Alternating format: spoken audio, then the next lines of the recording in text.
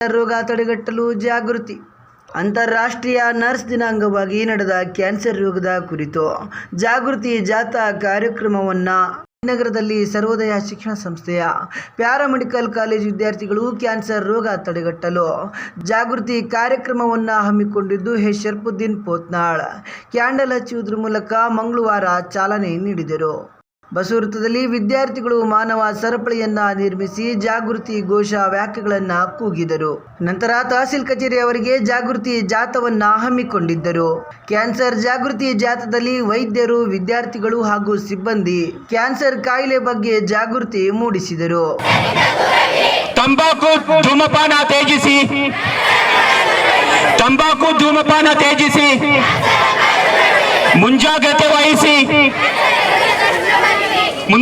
ಮುಂಜಾಗ್ರತೆ ವಹಿಸಿ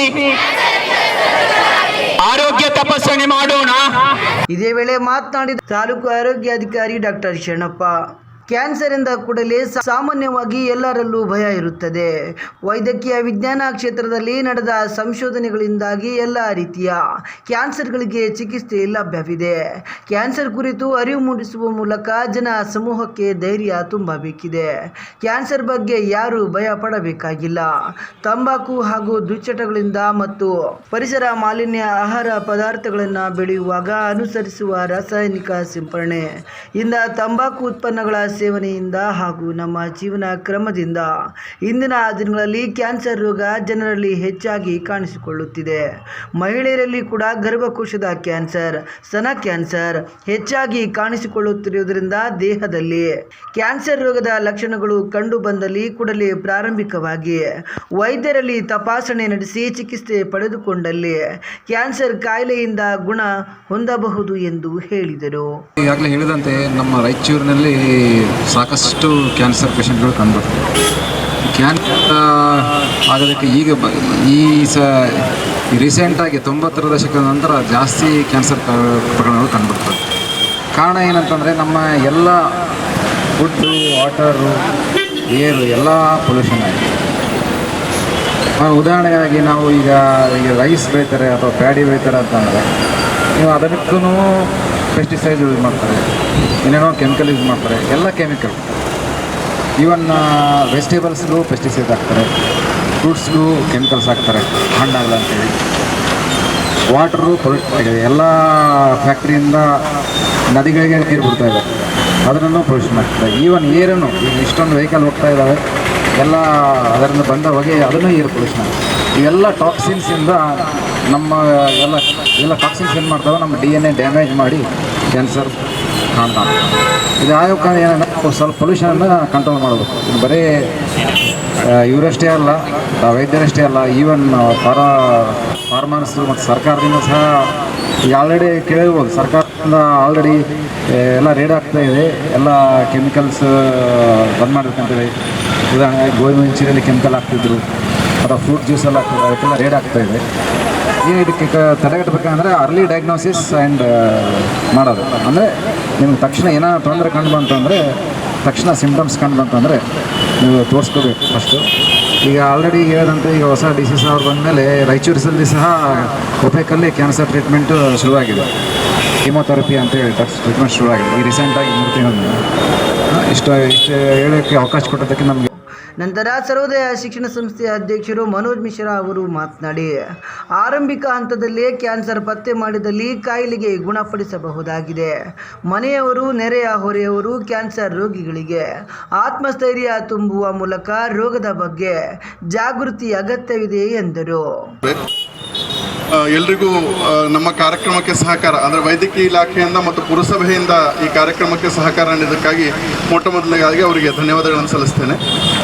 ಅದಾದ ನಂತರ ಈ ಕ್ಯಾನ್ಸರ್ ಬಗ್ಗೆ ಅವೇರ್ನೆಸ್ ಕಾರ್ಯಕ್ರಮ ಈಗಾಗಲೇ ನಮ್ಮ ಶಿಕ್ಷಕರು ತಮ್ಮ ಇದರಲ್ಲಿ ನುಡಿಗಳಲ್ಲಿ ಹೇಳಿದ್ರು, ರಾಯಚೂರು ಜಿಲ್ಲೆಯಲ್ಲಿ ಅತಿ ಹೆಚ್ಚು ಕ್ಯಾನ್ಸರ್ ರೋಗಿಗಳು ಇದ್ದಾರೆ ಅಂತ ಹೇಳಿ. ಸೊ ಈ ಕ್ಯಾನ್ಸರ್ ರೋಗದ ಬಗ್ಗೆ ಅವೇರ್ನೆಸ್ ಬೇಕು. ಜನಗಳ ಹತ್ರ ಏನಾದರೂ ಆದರೆ ತೋರಿಸ್ಕೊಳಕ್ಕೆ ಹೋದರೆ ಡಾಕ್ಟ್ರ್ ಏನಂತಾರೋ ಅಂತ ತೋರಿಸ್ಕೊಳಕ್ಕೆ ಹೋಗದೆ ಈ ಸಮಸ್ಯೆಗೆ ಈಡಾಗ್ತಾರೆ. ಸೊ ನಾವು ಹೇಳೋದೇನು ಅಂದರೆ, ಸರ್ ಈಗಾಗಲೇ ಹೇಳಿದ್ರು, ಫಸ್ಟ್ ಸ್ಟೇಜಲ್ಲಿ ಅಥವಾ ಅರ್ಲಿ ಸ್ಟೇಜಲ್ಲಿ ಏನಾದರೂ ಅದ್ರ ಬಗ್ಗೆ ಕಂಡುಹಿಡಿದ್ರೆ ಅದರ ಈಸಿಯಾಗಿ ಅದನ್ನು ನಾವು ಕಮ್ಮಿ ಮಾಡ್ಬೋದು ಅಥವಾ ಅವರ ಆರೋಗ್ಯ ಮತ್ತೆ ಹಿಂತಿರುಗಿಸ್ಬೋದು ಅಂತೇಳಿ ಸರ್ ಹೇಳಿದ್ರು. ಸೊ ಅತಿ ಹೆಚ್ಚು ಅಂದರೆ ಲಾಸ್ಟ್ ಸ್ಟೇಜ್ ಆದಮೇಲೆ ಅಲ್ಲಿ ಹೋದ್ಮೇಲೆ ಅದು ಗೊತ್ತಾದರೆ ಸಮಸ್ಯೆ ಆಗುತ್ತೆ. ಆದ್ಮೇಲೆ ಇವತ್ತು ನಾಳೆ ಎಲ್ಲ ಈ ಪೊಲ್ಯೂಷನ್ ಬಗ್ಗೆ ಮತ್ತು ಫಸ್ಟ್ ಡೇಸ್ ಬಗ್ಗೆ ಸರ್ ಎಲ್ಲ ಹೇಳಿದ್ದಾರೆ. ಸೊ ಹಾಗಾಗಿ ನಾವೆಲ್ಲರೂ ಆರೋಗ್ಯದ ಬಗ್ಗೆ ಕಾಳಜಿ ವಹಿಸೋಣ. ಕ್ಯಾನ್ಸರ್ ಪೇಷಂಟ್ಗಳು ಯಾರಾದರೂ ನಿಮ್ಮ ಅಕ್ಕಪಕ್ಕದಲ್ಲಿ ಯಾರಾದರೂ ಇದ್ದರೆ ಅವರಿಗೆ ಧೈರ್ಯ ತುಂಬುವಂಥ ಕೆಲಸ ಮಾಡಬೇಕು.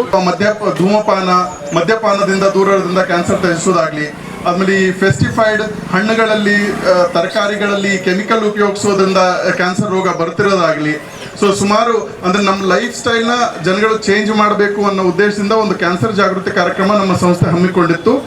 ಅದ್ರ ಜೊತೆ ಮುಂದಿನ ದಿನಗಳಲ್ಲಿ ನಮ್ಮ ಸಂಸ್ಥೆಯ ವಿದ್ಯಾರ್ಥಿಗಳು ಮನೆ ಮನೆಗೆ ತೆರಳಿ ಕ್ಯಾನ್ಸರ್ ಬಗ್ಗೆ ಜಾಗೃತಿ ಮೂಡಿಸುವಂಥ ಕಾರ್ಯಕ್ರಮವನ್ನು ಮಾಡ್ತಾರೆ. ನಂತರ ಖಾಸಗಿ ಶಿಕ್ಷಣ ಸಂಸ್ಥೆಗಳ ಒಕ್ಕೂಟದ ಅಧ್ಯಕ್ಷರು ಶರ್ಪುದ್ದೀನ್ ಪೋತ್ನಾಳ್ ಇವರು ಮಾತನಾಡಿ, ಕ್ಯಾನ್ಸರ್ ರೋಗವನ್ನು ಸೂಕ್ತ ಸಮಯದಲ್ಲಿ ಪತ್ತೆ ಹಚ್ಚಿ ಸಮರ್ಪಕ ಚಿಕಿತ್ಸೆ ಒದಗಿಸಿದರೆ ಗುಣಪಡಿಸಲು ಸಾಧ್ಯ. ರೋಗಿಗಳು ಕ್ಯಾನ್ಸರ್ ಬಗ್ಗೆ ಭಯಪಡದೆ ಅಗತ್ಯ ಚಿಕಿತ್ಸೆ ಪಡೆಯಬೇಕು. ಸ್ತನ, ರಕ್ತ, ಶ್ವಾಸಕೋಶ ಸೇರಿದಂತೆ ಗರ್ಭಕಂಠ ಕ್ಯಾನ್ಸರ್ ಹೆಚ್ಚಿನ ಜನರನ್ನು ಕಾಡುತ್ತಿದೆ. ಅತ್ಯಾಧುನಿಕ ಸೌಲಭ್ಯ, ನಿವೃತ್ತ ವೈದ್ಯರಿಂದ ಇದನ್ನು ಗುಣಪಡಿಸಬಹುದು ಎಂದು ಜಾಗೃತಿ ಸಂದೇಶ ನೀಡಿದರು. ಇವತ್ತು ಕ್ಯಾನ್ಸರ್ ರೋಗ ಮಹಾ ಮಾರಿಯದು. ಆ ರೋಗ ಬಂದಿರತಕ್ಕಂಥ 90% ಜನ ಏನಪ್ಪ ಅಂದ್ರೆ ಇವತ್ತು ಸಾವಿಗೀಡಾಗ್ತಾರೆ. ಆ ಒಂದು ರೋಗ ಗುರುತು ಆಗ್ಲಾರ್ದೇ ಅದು 3rd ಸ್ಟೇಜ್ಗೆ ಹೋದಾಗ ಏನಪ್ಪ ಅಂದ್ರಿಗಿನ ಗೊತ್ತಾಗಿ ಇವತ್ತು ನಿಧನವಂತಕ್ಕಂಥದ್ದು ಬಹಳ ನಾವು ನೋಡ್ತಾ ಇದ್ದೇವೆ.